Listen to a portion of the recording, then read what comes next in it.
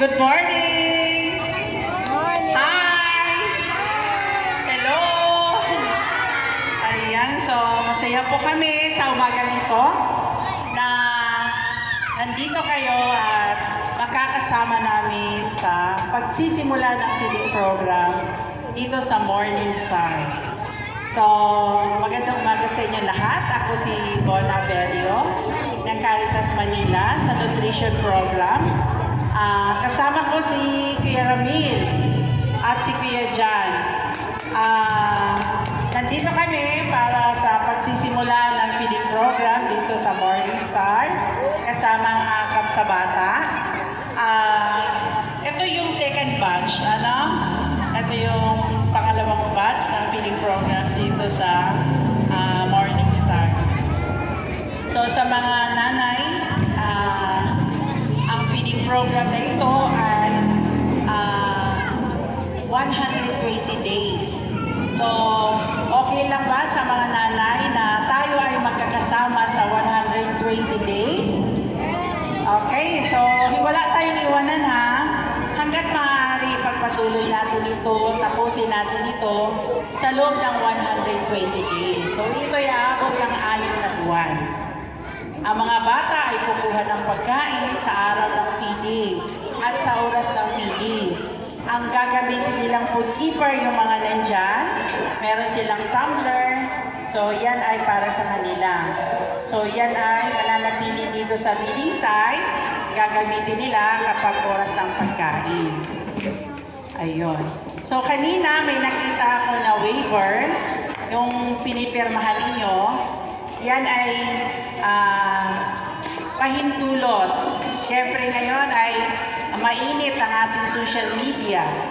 So sa mga nanay, humihingi kami ng pahintulot para sa pagkuha ng pictures sa inyong mga anak. Oo. Kasi siyempre ito yung mga bata at ang Caritas Manila ay madalas po ay gumagamit ng aming ng mga picture. So, ang waiver po na yan ay humingi ng pahintulot para sa mga magulang. Okay po ba yun? Okay. So, meron din pong isa din po sa kasama sa feeding ay merong lata.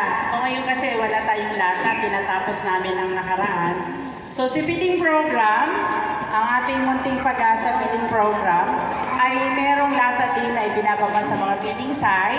Ito ay, sabi ni Father Anton, ang ating mga beneficiary, hindi lang natin silang hahayaan na mabuhay na bigyan ng bigyan, kundi meron din silang counterpart. Ito naman ay makatulong din sa ibang mga bata na malnourished din sa ibang area. Oo. So, kahit magkano na barya, basta mula sa puso at kung ano lang yung kayang ibigay ng mga bata. Ibig sabihin, sa murang ito ng mga bata, mabibigyan nila ng halaga yung ibinibigay sa kanila. Okay ba yun, mga mami? Okay. So, sa 120 days, ang mga bata ay kukuha sila ng pagkain dito. At ang ating volunteer, si Ate Jonabeth, bawat katapusan ng buwan, merong pagkukuha ng timbang. So, mga nanay, tandaan ninyo, kapag katapusan ng buwan o 20 days na ng kanilang feeding bawat buwan, ang anak ninyo ay kukunan ng timbang, height at timbang. Ito ay para ma-monitor din namin kung ang inyong mga anak ay lumusog, bumigat. So, meron tayong pagbabase sa kanila timbang habang patuloy silang nagpipiding. So, para pagdating ng 6 na buwan, 3 buwan, 4 na buwan, malalaman natin kung sila ba ay nag-forma. So, tandaan natin, yung mga nanay, kapag walang nakuhang timbang, yung bata, iisipin namin kapag sinabit ito sa amin, sila ay drunk. So hanggat maaari, wag natin nagchat-chat naman si Ate Jonape, ay pumunta kayo. Kung hindi naman din at hindi pwede ang inyong anak, pwede naman kayong magsabi sa kanya sa susunod na mga araw na pwede naman makati yung nanay para kunan ng timbang ang inyong anak. Isa pa, yung ngayon, di ba mga bata, kinuhaan kayo ng picture, yung photo profile. So, merong photo profile doon sa first month bago magsimula yung timbang, bago magsimula ang feeding. At pagkatapos ng third month, meron uling photo profile. And last, yung 6 months.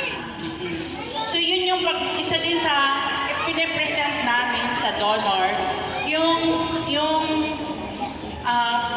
pagkakaiba, yung improvement ng mga bata hanggang sa umabot na ng 6 na buwan. Ito yung pinipresent namin, yung photo profile sa donor. So, lalo na po sa mga nanay, hiningi namin ang inyong pakikisa habang sa loob ng 6 na buwan ay meron tayong mga ginagawa sa inyong mga anak. Ang hiningi lang namin ay pakikisa sa habang ang inyong anak ay nasa feeding para ang inyong anak ay dalhin dito. Bagamat dito kayo sa area, pero yung oras ay syempre sinasamahan ninyong anak, bigyan niyo po ng time kasi itong report na ito ay dinadala pa din sa Caritas Manila. Okay po ba yon? Okay. So, kuya, ano po ba? Ayun, sa lahat po ng mga nandito, sa mga volunteers na naghanda, at sa mga officer ng HOA dito sa Morning Star, at sa AKAP sa bata, sa lahat ng mga nanay, nagpapasalamat po ako.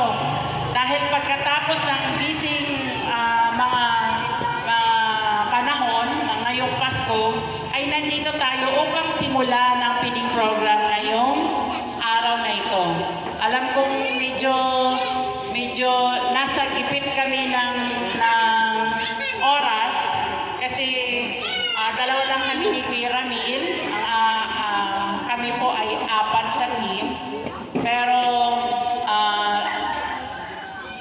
busy kayo at yung ibang bata ay nasa bakasyon, itutuloy natin ito.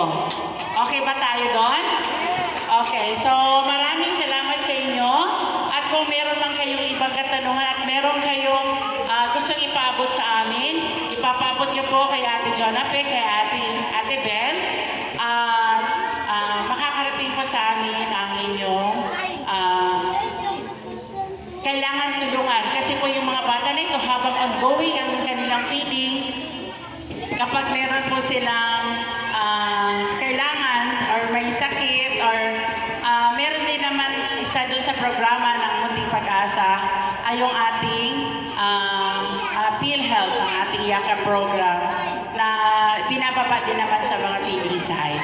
So, ibibigay ko din po kay Kuya Ramil sa aking kasama ang microphone para sa mga karagdagan para dito sa ating feeding program, sa Munting Pag-asa feeding program ng Caritas Manila. So, Kuya Ramil.